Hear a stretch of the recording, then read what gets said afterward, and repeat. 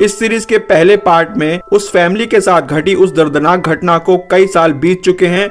हम देखते हैं कि कुछ साइंटिस्ट न्यू मैक्सिको डेजर्ट में ऑब्जर्वेशन का काम कर रहे हैं। उनकी सुरक्षा के लिए वहां पर एक कर्नल भी अपॉइंट किया गया है। हम देखते हैं कि ऑपरेशन के दौरान डॉक्टर बेस में मौजूद दूसरे डॉक्टर से कांटेक्ट करने की कोशिश करता है, लेकिन सिग्नल वीक होने के कारण उसकी ठीक से बात नहीं हो पाती। इसके बाद वो मिलिट्री बेस में मौजूद दूसरे डॉक्टर से बात कर रहा था, लेकिन वहां पर मौजूद एक डॉक्टर को किसी ने बुरी तरह मार दिया था। थक हार कर ये डॉक्टर अब वापस बेस की तरफ जाने लगता है, लेकिन तभी सामने एक म्यूटेंट आ जाता है।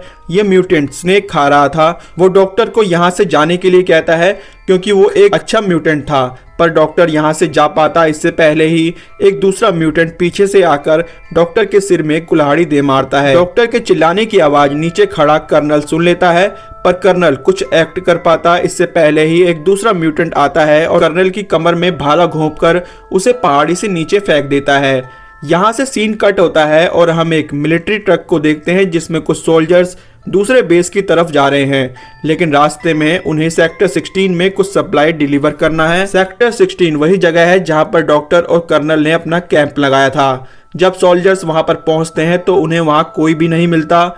जाहिर है सभी म्यूटेंट्स ने मार दिया था, पर तभी उन्हें दूर पहाड़ी पर एक मिरर सिग्नल दिखाई देता है। उन्हें लगता है कि शायद कोई सर्वाइवर उन्हें सिग्नल भेजने की कोशिश कर रहा है, इसलिए सार्जेंट अपने सभी सोल्जर्स को सर्च एंड रेस्क्यू मिशन का ऑर्डर दे देता है। सार्जेंट कुछ सोल्जर्स के साथ पहाड़ी की तरफ निकल जाता है, जबकि नेपोलियन और एम्बर नाम के 2 सोल्जर्स कैंप में ही रुक जाते हैं, इस उम्मीद में कि शायद वहां पर कोई आ जाए। हम देखते हैं कि एक सोल्जर अचानक से एक ट्रैप में गिर जाता है और उसका पैर फ्रैक्चर हो जाता है, इसलिए सार्जेंट उसे वापस कैंप में भेजने का ऑर्डर दे देता है।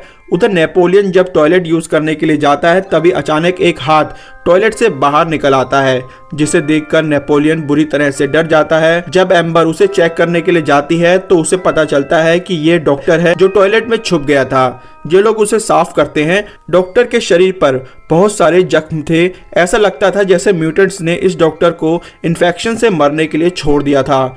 वो लोग यहाँ हैं। डॉक्टर मरने से पहले सिर्फ इतना ही कह पाता है। ये सब देखकर एम्बर और नेपोलियन बेहद डर चुके थे। तभी उनका ध्यान अपने जलते हुए ट्रक की तरफ जाता है। किसी ने उसे आग लगा दी थी। वो लोग समझ जाते हैं कि उनके आसपास कोई है, इसलिए वो अपनी गन्स को उठाने के लिए जाते हैं, लेकिन उनकी गन्स भी गायब हो चुकी थी। घबराए हुए एम्बर और नेपोलियन बाकी टीम से कांटेक्ट करने की कोशिश करते हैं, लेकिन नहीं कर पाते। एम्बर फैसला करती है कि वो हिल पर दूसरी टीम को सावधान करने के लिए जाएगी, लेकिन नेपोलियन कैंप में ही रुकने का फैसला करता है। एम्बर अभी कैंप से 200 मीटर की दूरी तक ही पहुंची थी कि एक म्यूटेंट उस पर हमला कर देता है। एम्बर एक सोल्जर थी, इसलिए डटकर मुकाबला करती है। नेपोलियन उसकी मदद करने के लिए दौड़ता है, लेकिन म्यूटेंट एम्बर को उठाकर ऊपर की तरफ ले जाने लगता है, लेकिन तभी एक गोली चलती है और म्यूटेंट के कंधे पर आ लगती है और वो म्यूटेंट हिल में बने एक होल के अंदर चला जाता है।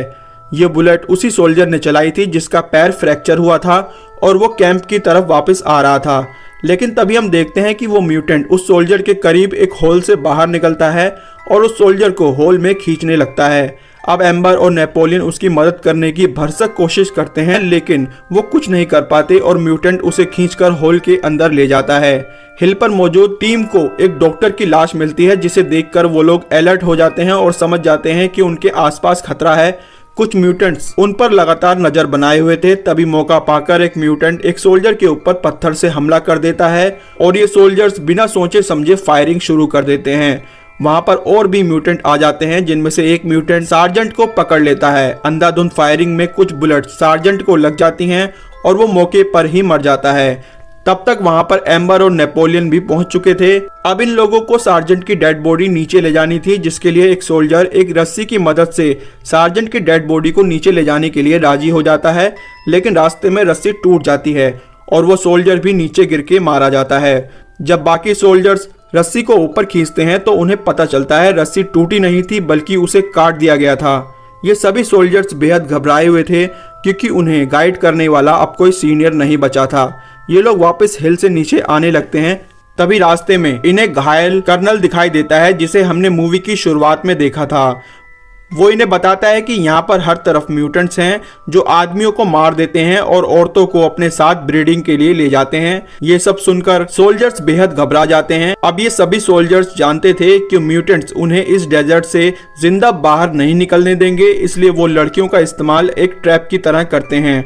वो खुद चट्टानों के पीछे छुपकर म्यूटेंट्स के आने का इंतजार करते हैं। जैसे ही एक म्यूटेंट उन लड़कियों की तरफ बढ़ता है, ये सोल्जर्स उन्हें गोलियों से भून देते हैं, लेकिन सेलिब्रेशन के चक्कर में इनका ध्यान भटक जाता है और एक दूसरा म्यूटेंट आकर उनमें से मिसी को उठाकर ले जाता है। म्यूटेंट मिसी को एक माइन के अंदर ले जा रहा था। बाकी सोल्जर्स उसके पीछे पीछे जाते हैं, लेकिन उनमें से एक सोल्जर डर के कारण अंदर जाने से मना कर देता है, पर वो अकेला ज्यादा देर तक जिंदा नहीं बच पाता। एक म्यूटेंट उसका हाथ काटकर उसको पहाड़ी से नीचे फेंक देता है। दूसरे सोल्जर्स माइन में धीमे धीमे आगे बढ़ रहे थे, तभी एक सीक्रेट डोर को ना देख पाने के कारण एम्बर और नेपोलियन एक चैम्बर के अंदर गिर जाते हैं और वहां पर सन म्यूटेंट आ जाता है। नेपोलियन उसका सिर कुचलकर उसे मार डालता है। तभी वहां पर एक और म्यूटेंट आता है जो अंधा था। वो सिर्फ स्मेल से ही अपने शिकार का पता लगाता था। उससे बचने के चक्कर में एम्बर और नेपोलियन एक दूसरे चैम्बर में गिर जाते हैं, जहां पर उन्हें वही म्यूटेंट मिलता है जिसे हमने मूवी की शुरुआत में देखा था। और ये अच्छा म्यूटेंट था क्योंकि मूवी की शुरुआत में इसने उस डॉक्टर को बचाने की भी कोशिश की थी। अब ये म्यूटेंट एम्बर और नेपोलियन को छिपा लेता है। बाकी सोल्जर्स ब्लाइंड म्यूटेंट को मारने में कामयाब हो जाते हैं, लेकिन उनमें से एक सोल्जर बुरी तरह से घायल हो जाता है। अच्छा म्यूटेंट बचे हुए 4 सोल्जर्स को सेफली बाहर निकालने की कोशिश कर रहा था। वो जिस रास्ते से गुजर रहे थे वहां हर तरफ इंसानी बॉडी पार्ट्स थे। वहां पर उन्हें अपनी टीम के कुछ सोल्जर्स के बॉडी पार्ट भी पड़े हुए दिखाई देते हैं, जिसे देखकर उनका दिल दहल जाता है। घायल सोल्जर अब और आगे नहीं बढ़ सकता था और वो दम तोड़ देता है। अब सिर्फ 3 सोल्जर्स बचे थे, लेकिन मिसी इन्हें अभी तक नहीं मिली थी क्योंकि वो अभी भी म्यूटेंट के कब्जे में थी। एम्बर और नेपोलियन मिसी के बिना बाहर नहीं जाना चाहते थे, लेकिन उनमें से एक सोल्जर सेल्फिश था, इसलिए वो अकेला ही बाहर जाने की कोशिश करता है। वो अपनी सुरक्षा के लिए पास में पड़ी हुई डायनामाइट की एक पेटी को उठा लेता है, लेकिन उसे नहीं पता था कि ये एक ट्रैप है। उस डायनामाइट की पेटी से एक वायर कनेक्टेड था, जिसके खिंचने के कारण एक ट्रिगर पुल हो जाता है और वहां पर बड़ा ब्लास्ट होता है। दूसरी ओर नेपोलियन और एम्बर मिसी को ढूंढते हुए एक चैम्बर में पहुंच जाते हैं, जहां पर म्यूटेंट्स ने मिसी को बांधा हुआ था। ये दोनों मिसी को आजाद करके बाहर ले जाने लगते हैं, लेकिन तभी फादर म्यूटेंट उन पर हमला कर देता है, जो उन सभी म्यूटेंट्स का लीडर था। एम्बर के पास एक आखिरी बुलेट पड़ी थी, जो वो फादर म्यूटेंट के सिर में दाग देती है, लेकिन बुलेट थोड़ा सा चूक जाती है और फादर म्यूटेंट के सिर को छूती हुई निकल जाती है। अब फादर म्यूटेंट एम्बर को दबोच लेता है, लेकिन पीछे से नेपोलियन उसके शरीर में एक रॉड को घुसा देता है। इसके बावजूद उसे कोई असर नहीं होता।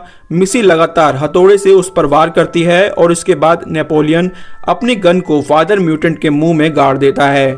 ये म्यूटेंट इतना ताकतवर था कि उसे मारने में तीनों के पसीने छूट जाते हैं। एम्बर, नेपोलियन और मिसी तीनों माइन से बाहर निकलते हैं, लेकिन हम देख रहे थे कि अब भी कोई है जो इन्हें दूर खड़ा होकर देख रहा है और मूवी यहीं पर खत्म हो जाती है।